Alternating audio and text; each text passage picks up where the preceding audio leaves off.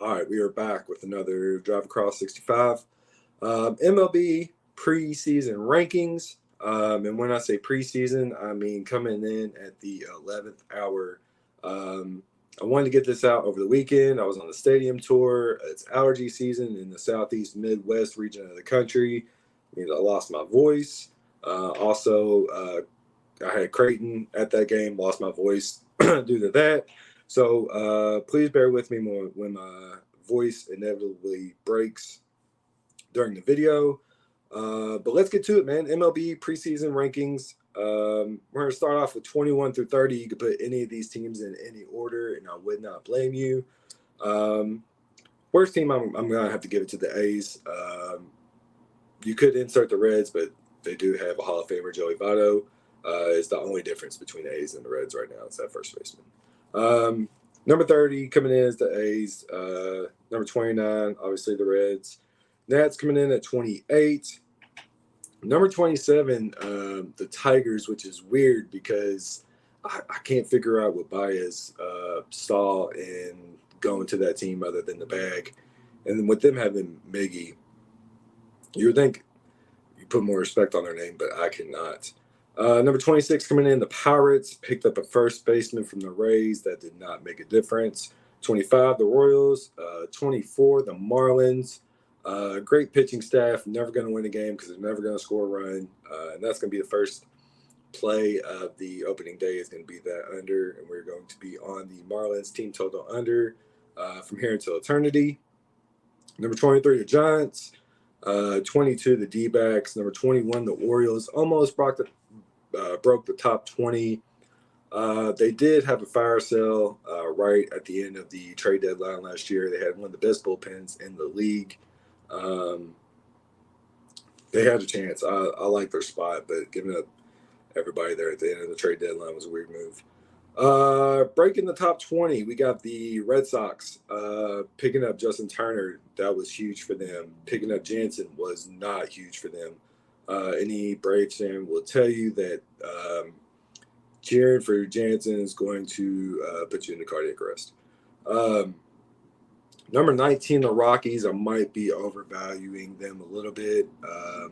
Chris Bryant should be back and healthy this year. That's a pretty big deal. Love the home team at Coors Field. They got some hitters. CJ Cron and company. They'll be good, hopefully. Number 18, the White Sox without Abreu. Number 17, the Rays. Number 16, I feel like I may have undervalued this team, this one. And that's what's cool about doing rankings because everything can just change next week. The Cubs picking up Swanson, Bellinger, Mancini, Hosmer. I mean, they have the most first basemen in the league right now. They have an amazing lineup. Losing Contreras definitely did hurt, but they just negotiated, I believe, Horner. They still got Suzuki. They have some names in that lineup. Again, I may have undervalued the Cubs in number 16. We will see what their pitching is doing. Coming in dead middle of the pack, the Dodgers. They still have Kershaw, and that's about it. Their lineup got pretty gutted during the offseason, obviously losing Turner and company. We shall see. They have an expensive bankroll still. They still have Muncy. They still have Freeman, Betts. But, I mean, that's it. To be a top-tier team, I don't think that's going to be enough. And they have some young sets of pitching. We'll see. Speaking of pitching, number 14, the Rangers have the best pitcher in the MLB. Pitching for them today, whenever you're watching this, DeGrom, we will see if he stays healthy. That's a really big deal. Made a lot of money last year betting the Texas Rangers overs because they could score runs, but also get runs scored on them. Corey Seager and company, we will see. The Brewers coming in number 13. Also great pitching. They have a dynamic duo. Picking up Jesse Winker was a big deal, I believe, for them. I know he kind of slumped for the Mariners last year. I still have a special place in my heart for him from when he played for the Reds. And I do not think his career is nearly over. Big pickup, I believe, for the Brewers. Coming in at number 12, the Angels. Stop me if you've heard this before. The two best players in the league playing on the same team and it's not working. Insert Kyrie and KD. And so, I mean, we can just make a whole list. It's weird. They're definitely going to have to obviously lean on Ohtani at pitching. They did pick up Drury, big pickup from the Reds. He's going to make a difference, I believe. We will see. Got them in at number 12. Number 11, speaking of Reds that left that were good, the Twins picked up Farmer. He's raking. They got finessed by Correa. There, I said it. Somebody had to say it. I said it. Nobody else wanted to give him a big contract, and the Twins settled. Coming in at number 10, they literally broke the top 10 for this name alone. The Seattle Mariners picked up Marlboro Jesus during the offseason, and that was it for me. I was sold. Picking up Castillo last year at the end of the season is a big deal. Obviously, it's still have Julio Rodriguez. He is a monster. Cracking the top 10 some Mariners. We will see. Number 9, we got the Guardians.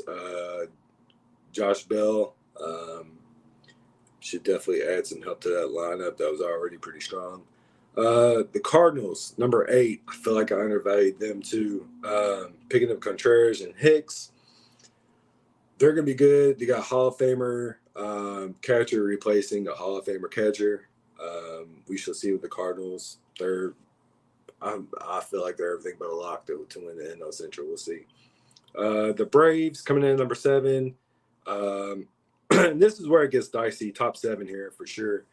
They don't have a shortstop that I'm aware of. I know they picked one up, and I still don't know who the kid is.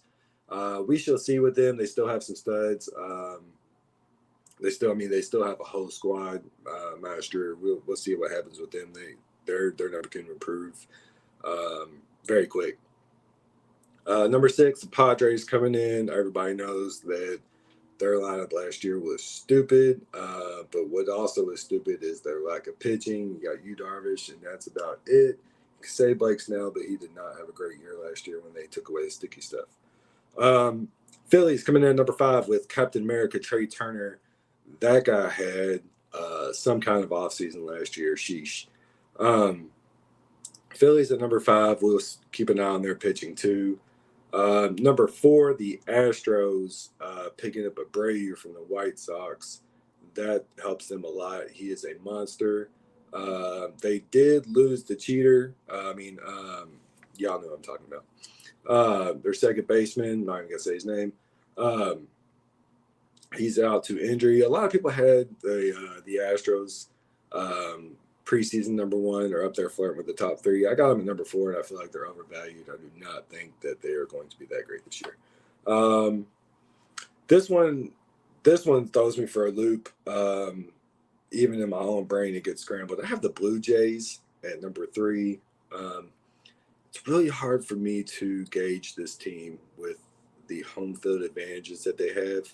I'm hoping that all that mess is cleared up this year and it will be even filled, quote unquote. We'll really figure out how this team plays on their home field against teams against whole teams. We'll see.